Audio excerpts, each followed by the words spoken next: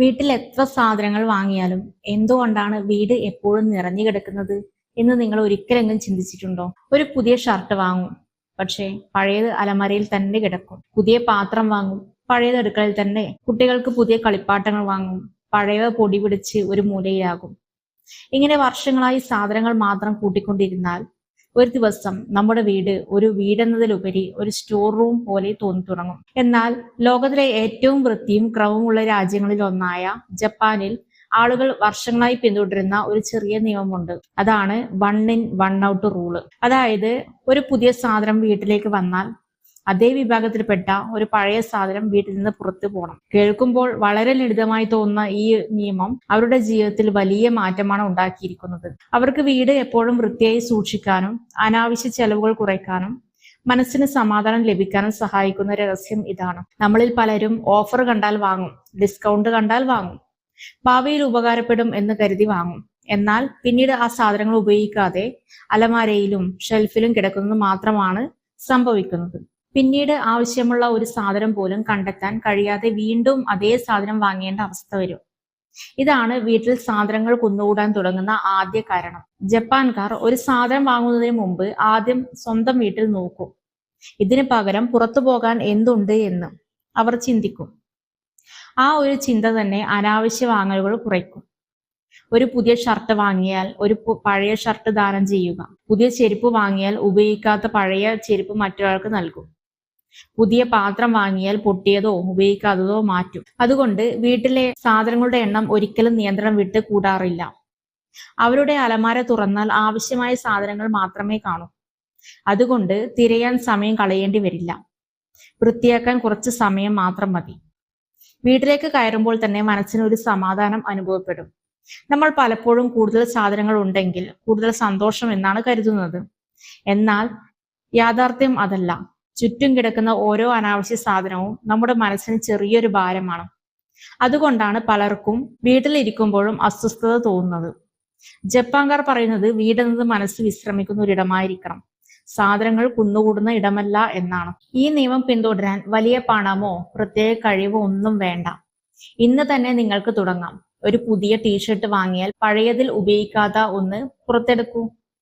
ഒരു പുതിയ മഗ് വാങ്ങിയാൽ പഴയത് മാറ്റൂ. കുട്ടികൾക്ക് പുതിയ കളിപ്പാട്ടം വാങ്ങിയാൽ അവർ കളിക്കാത്ത പഴയ കളിപ്പാട്ടം മറ്റൊരു കുട്ടിക്ക് കൊടുക്കൂ. ഇത് ദാനം ചെയ്യാം, റീസൈക്കിൾ ചെയ്യാം, അല്ലെങ്കിൽ ശരിയായ രീതിയിൽ ഒഴിവാക്കാം. ഇങ്ങനെ ചെറിയൊരു ശീലം കുറച്ച് മാസങ്ങൾക്കുള്ളിൽ നിങ്ങളുടെ വീട് പൂർണ്ണമായി മാറ്റിമറിക്കും. ഓരോ മാസവും ഒരു ദിവസം കുടുംബം മുഴുവൻ ചേർന്ന് അലമാരയും അടുക്കളയും സ്റ്റോർ റൂമും പരിശോധിച്ചാൽ എത്ര അനാവശ്യ സാധനങ്ങളാണ് വീട്ടിൽ കിടക്കുന്നതെന്ന് നിങ്ങൾക്ക് തന്നെ അത്ഭുതമാകും. പല വസ്ത്രങ്ങളും വർഷങ്ങളായി ധരിച്ചിട്ടില്ല, പല പാത്രങ്ങളും ഒരിക്കലും ഉപയോഗിച്ചിട്ടില്ല, പല പുസ്തകങ്ങളും വീണ്ടും തുറന്നു നോക്കിയിട്ടില്ല. അവയെല്ലാം സ്ഥലം മാത്രം പിടിച്ചിരിക്കുന്നവയാണ്. ജപ്പാൻകാർ പറയുന്ന മറ്റൊരു കാര്യം ഓരോ സാധനത്തിനും വീട്ടിൽ ഒരു സ്ഥിരം സ്ഥലം ഉണ്ടായിരിക്കണം എന്നതാണ്. ഉപയോഗിച്ച ശേഷം അതേ സ്ഥലത്ത് തിരികെ വെച്ചാൽ വീട് ഒരിക്കലും അലങ്കോലമാകില്ല. കുട്ടികളെയും ചെറുപ്പം മുതൽ ഇതാണ് അവർ പഠിപ്പിക്കുന്നത്. കളിപ്പാട്ടം എടുത്താൽ കളി കഴിഞ്ഞ് തിരികെ വയ്ക്കണം. പുസ്തകം എടുത്താൽ വായിച്ച ശേഷം ഷെൽഫിൽ വയ്ക്കണം. ചെരുപ്പ് അഴിച്ചാൽ അതിന്റെ സ്ഥലത്ത് തന്നെ തിരികെ വെക്കണം. ഈ ചെറിയ ശീലങ്ങളാണ് പിന്നീട് വലിയ ജീവിതക്രമമായി മാറുന്നത്. നമ്മുടെ നാട്ടിലും ഇത് വളരെ എളുപ്പത്തിൽ ചെയ്യാൻ പറ്റും. ഒരു മാസം മുഴുവൻ 1 in 1 out റൂൾ പരീക്ഷിച്ചു നോക്കൂ. പുതിയതായി വീട്ടിലേക്ക് വരുന്ന ഓരോ സാധനത്തിനും പകരം ഒരു പഴയ സാധനം പുറത്തു പോകണം എന്നൊരു നിയമം മാത്രം പാലിക്കൂ. മാസം അവസാനിക്കുമ്പോൾ വീട് കൂടുതൽ വിശാലമായി തോന്നും. വൃത്തിയാക്കാൻ എടുക്കുന്ന സമയം കുറയും. ആവശ്യമായ സാധനം ഉടനെ കിട്ടും. അനാവശ്യ ഷോപ്പിംഗ് കുറയും. പണം ലാഭിക്കും. മനസ്സിന് സമാധാനം ലഭിക്കും. അതുകൊണ്ടാണ് ജപ്പാൻകാർ പറയുന്നത് നല്ലൊരു ജീവിതം തുടങ്ങുന്നത് വലിയ മാറ്റങ്ങളിലൂടെയല്ല, ചെറിയ ശീലങ്ങളിലൂടെയാണ് എന്ന്. ഇന്നു മുതൽ നിങ്ങൾക്കും ഈ 1 in 1 out റൂൾ ജീവിതത്തിന്റെ ഭാഗമാക്കൂ. ഏതാനും ആഴ്ചകൾക്കുള്ളിൽ തന്നെ നിങ്ങൾക്ക് മാറ്റം കാണാൻ കഴിയും. നിങ്ങളുടെ വീട് മാത്രമല്ല, നിങ്ങളുടെ ചിന്താരീതിയും മാറും. കുറച്ച് സാധനങ്ങൾ, കൂടുതൽ സ്ഥലം, കുറച്ച് സമ്മർദ്ദം, കൂടുതൽ സന്തോഷം. അതാണ് ഈ ജപ്പാനീസ് രഹസ്യത്തിന്റെ യഥാർത്ഥ ശക്തി. പലരും ഒരു തെറ്റ് ചെയ്യാറുണ്ട്. വീട് വൃത്തിയാക്കണമെന്ന് തീരുമാനിച്ചാൽ ഒരു ദിവസം മുഴുവൻ അലമാരകൾ കാലിയാക്കി എല്ലാ സാധനങ്ങളും പുറത്തെടുത്ത് മണിക്കൂറുകളോളം വൃത്തിയാക്കാൻ ശ്രമിക്കും. എന്നാൽ 2-3 ദിവസങ്ങൾക്കുള്ളിൽ എല്ലാം പഴയപടി തന്നെയാകും. കാരണം അവർ വീട്ടിലെ ശീലം മാറ്റിയിട്ടില്ല. ജപ്പാൻകാർ ആദ്യം മാറ്റുന്നത് ശീലമാണ്, പിന്നീട് വീടാണ്. അവർ പറയുന്ന ഒരു കാര്യമുണ്ട്: വീട് വൃത്തിയാകണമെങ്കിൽ ആദ്യം വീട്ടിലേക്ക് വരുന്ന സാധനങ്ങളുടെ ഒഴുക്ക് നിയന്ത്രിക്കണം.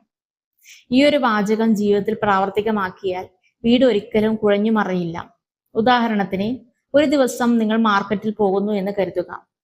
മനോഹരമായ ഒരു പൂച്ചട്ടി കണ്ടു, വാങ്ങണമെന്ന് കരുതി. ജപ്പാൻകാരന്റെ ചിന്ത എന്തായിരിക്കുമെന്ന് അറിയാമോ? ഇത് വാങ്ങിയാൽ എന്റെ വീട്ടിൽ നിന്ന് ഏത് പൂച്ചട്ടിയാണ് പുറത്തു പോകുന്നത് എന്നാണ്. ആ ചോദ്യത്തിന് ഉത്തരം കിട്ടിയില്ലെങ്കിൽ അവർ പലപ്പോഴും അത് വാങ്ങില്ല. കാരണം അവർക്ക് വീട്ടിൽ സാധനങ്ങളുടെ എണ്ണം കൂട്ടാനല്ല, ജീവിതത്തിന്റെ ഗുണമേന്മ കൂട്ടാനാണ് താല്പര്യം. അടുക്കളയിൽ തന്നെ എത്ര പാത്രങ്ങളാണ് ഉപയോഗിക്കാതെ കിടക്കുന്നത്? 10 ഗ്ലാസ് ഉണ്ടെങ്കിലും ദിവസം ഉപയോഗിക്കുന്നത് 4 എണ്ണം മാത്രം. 20 പ്ലേറ്റ് ഉണ്ടെങ്കിലും ഉപയോഗിക്കുന്നത് 6 എണ്ണം. പല വീടുകളിലും ഒരിക്കലും ഉപയോഗിക്കാത്ത പാത്രങ്ങൾ അലമാര നിറച്ചിരിക്കും. ജപ്പാനിൽ അങ്ങനെയല്ല. ഉപയോഗമില്ലാത്തത് സ്ഥലം പിടിക്കാൻ അവർ അനുവദിക്കില്ല. ഒരു പുതിയ പാത്രം വന്നാൽ പഴയതോ ഉപയോഗിക്കാത്തതോ പുറത്തു പോകും. അതുകൊണ്ട് അടുക്കള എപ്പോഴും വൃത്തിയായിരിക്കും. ഭക്ഷണം പാകം ചെയ്യാനും വൃത്തിയാക്കാനും സമയം കുറയും. അലമാരയുടെ കാര്യവും അതുപോലെ തന്നെ. പലർക്കും രാവിലെ ഓഫീസിലേക്കോ പുറത്തേക്കോ പോകാൻ തയ്യാറാകുമ്പോൾ ഏറ്റവും കൂടുതൽ സമയം പോകുന്നത് എന്ത് ധരിക്കണം എന്ന് തീരുമാനിക്കാനാണ്. കാരണം വസ്ത്രങ്ങൾ ധാരാളമുണ്ട്, പക്ഷെ ഇഷ്ടമുള്ളത് കുറവാണ്. ജപ്പാൻകാർ കുറച്ച് വസ്ത്രങ്ങൾ മാത്രം വാങ്ങും, എന്നാൽ ഓരോന്നും അവർ സ്ഥിരമായി ഉപയോഗിക്കും. പുതിയൊരു ഷർട്ട് വാങ്ങിയാൽ പഴയൊരു ഷർട്ട് ദാനം ചെയ്യും. അതോടെ അലമാരയിൽ ആവശ്യമുള്ളവ മാത്രം ബാക്കി വരും. രാവിലെ വസ്ത്രം തിരഞ്ഞെടുക്കാൻ 5 മിനിറ്റ് പോലും വേണ്ടിവരില്ല. കുട്ടികളുടെ മുറിയും ഇതേ നിയമം കൊണ്ട് തന്നെ ക്രമമായി നിൽക്കും. കുട്ടികൾക്ക് പുതിയ കളിപ്പാട്ടം വാങ്ങിക്കൊടുക്കുമ്പോൾ അവർ കളിക്കാത്ത ഒരു പഴയ കളിപ്പാട്ടം മറ്റൊരു കുട്ടിക്ക് നൽകാൻ അവർ കുട്ടികളെ തന്നെ പ്രോത്സാഹിപ്പിക്കും. അതിലൂടെ കുട്ടികൾക്ക് 2 നല്ല ശീലങ്ങൾ കിട്ടും. ഒന്നാമത്, അനാവശ്യമായി സാധനങ്ങൾ കൂട്ടിവെക്കരുത് എന്ന ബോധം. രണ്ടാമത്, പങ്കുവെക്കാനുള്ള മനസ്സ്. ഒരു ചെറിയ നിയമം കുട്ടികളുടെ സ്വഭാവം പോലും മാറ്റും.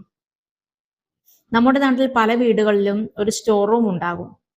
അവിടെ എന്തൊക്കെയാണെന്ന് വീട്ടുകാർക്ക് പോലും അറിയില്ല. പഴയ ഫാനുകൾ, കേടായ മിക്സി, ഉപയോഗിക്കാത്ത കസേര, പൊട്ടിയ ബക്കറ്റ്, പഴയ മൊബൈൽ ഫോൺ, വയറുകൾ, പെട്ടികൾ വർഷങ്ങളായി അവിടെ തന്നെ കിടക്കും. ഒരിക്കൽ ഉപകാരപ്പെടും എന്ന ചിന്തയാണ് കാരണം. പക്ഷേ സത്യത്തിൽ അതിൽ എത്ര സാധനങ്ങളാണ് വീണ്ടും ഉപയോഗിക്കുന്നത്? വളരെ കുറച്ച് മാത്രം. ബാക്കിയെല്ലാം പൊടിയും സ്ഥലവും മാത്രം പിടിക്കും.